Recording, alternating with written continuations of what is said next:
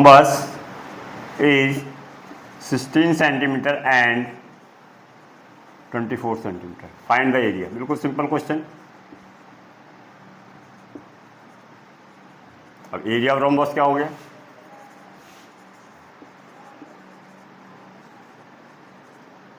Half d1 into d2. पहला d1 कितना है 16, दूसरा 24. कट गया बेटा ये किससे? 12 से. तो इससे मल्टीप्लाई हो जाएगा तो कितना आ गया 192 स्क्वायर सेंटीमीटर. फिर next, prove that the angle opposite two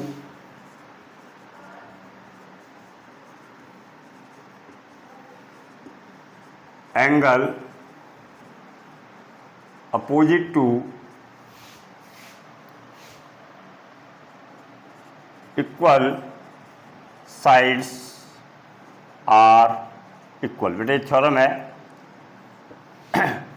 unit 7 की ट्रायंगल में से. इंपॉर्टेंट क्वेश्चन है. हमने ये देखो पहले ये क्वेश्चन को समझना है. जितने प्रूव वाले क्वेश्चन में से आपको ये क्या दे रखा होगा, ये गिवन दे रखा हो, जो प्रूव करना है वो दे रखा होगा कि प्रूव हमें क्या करना है और गिवन में क्या है. जब तक आपको वो चीज़ पता नहीं लगेगी तब आप सवाल नहीं कर सकते. और कह prove that the angle opposite to equal side, यानी ये गिवन है और ये इक्वल, यानी एंगल जो अपोजिट हैं वो हमें इक्वल प्रूव करने हैं. तो गिवन में हमारे पास क्या दे रखा है? एक ट्रायंगल है. मान लो इसको ABC ट्रायंगल ले लेते हैं. आइसोसेलेस ट्रायंगल है, इसके अपोजिट साइड क्या है? इक्वल है. तो गिवन पॉइंट क्या हो गया बेटा? यहाँ पर गिवन हो गया आपका AB इक्वल टू BC. और 2 प्रूव करना है angle B equal to angle C. ये प्रूव करना है. जब कभी भी कोई थ्योरम होती है तो उसमें हम कुछ कंस्ट्रक्शन करते हैं. तो कंस्ट्रक्शन कैसे करेंगे? एक लाइन ड्रॉ करेंगे. ये आइसोसेलेस ट्रायंगल है, यहाँ से लाइन ड्रॉ करेंगे AD. Draw a perpendicular AD on BC. जब आइसोसेलेस ट्रायंगल में परपेंडिकुलर ड्रॉ करते हैं तो ये 2 इक्वल पार्ट में अपने आप डिवाइड हो जाता है. लेकिन इसमें हमें कोई ज़रूरत नहीं है, परपेंडिकुलर ड्रॉन करा हमने. अब मैं गिवन में क्या प्रूव कैसे करेंगे? जो प्रूव करना है हमें, to prove angle B equal to angle C, यानी एक एंगल इस ट्रायंगल में ये वाला है, एक इस ट्रायंगल में ये वाला है. तो प्रूव करेंगे कैसे? प्रूफ इन ट्रायंगल, एक लेंगे हम ADB एंड ट्रायंगल, एक ले लेंगे हम ACD. 2 ट्रायंगल ले लिए. अब ABD ट्रायंगल में AB और ACD ट्रायंगल में AC. ये हमारे पास क्या है? गिवन है, दे रखा है हमें पहले से ही. अब जब हमने यहाँ परपेंडिकुलर ड्रॉन करा आइसोसेलेस ट्रायंगल में तो ये एंगल जो होता है 2 इक्वल पार्ट में डिवाइड हो जाता है. तो क्या हो गया?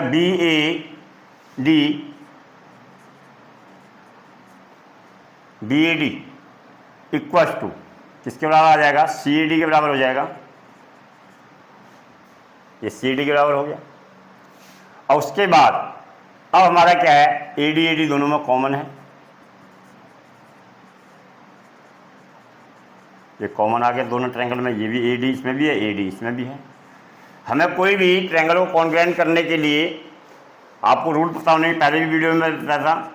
SSS, SAS, AAS, ASA या फिर RHS. जैसे लिखा हुआ है उसी रूल के हिसाब से फॉलो होना चाहिए हमारा. बिल्कुल. अब देखो यहाँ पर ये साइड है, इस ट्रायंगल में साइड आ गई, फिर एंगल आ गया, उसके बाद साइड आ गई. तो हमारा जो ट्रायंगल है, दोनों ट्रायंगल ADB कॉन्ग्रुएंट हो गया ट्रायंगल किसके? ACD के. कौन सा रूल फॉलो हो रहा है?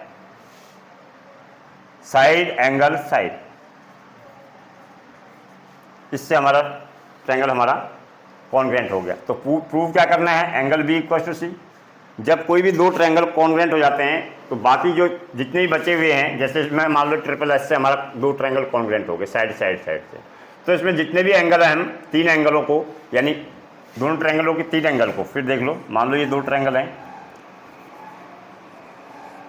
मान लो ABC है ये ट्रायंगल, ये PQR है, मान लो ये ट्रिपल एस से प्रूव वो हो गया, यानी ये साइड किसके साइड है, ए बी इक्वल टू किसके है, पी क्यू के बराबर है, बी सी किसके बराबर है, क्यू एस के बराबर है, और ए सी किसके बराबर है, पी एस के बराबर है, पी क्यू आर।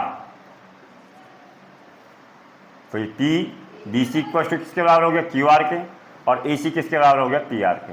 अब देखो साइड साइड साइड, ये साइड साइड साइड से हुआ, तो हम इनके जो एंगल हैं वो हम सी पी, एंगल बी को एंगल क्यू के बराबर दिखा सकते हैं, एंगल सी को आर के बराबर, और एंगल ए को पी के बराबर दिखा सकते हैं।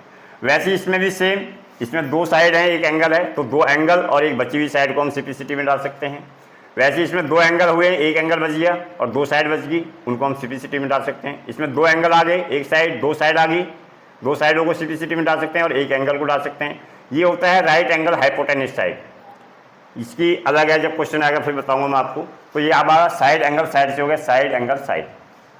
अब पूछा क्या है उसने, angle B equal to angle C, तो इसमें हम क्या डाल सकते हैं, angle B equal to angle C को by simplicity, corresponding part of the congruent triangle, यानी जो सर्वांगसम त्रिभुजों के जो संगत, यहाँ पर हमने क्या किए हैं, कोण इक्वल किए हैं या भाग इक्वल किए हैं, तो हमारा ये थ्योरम याद।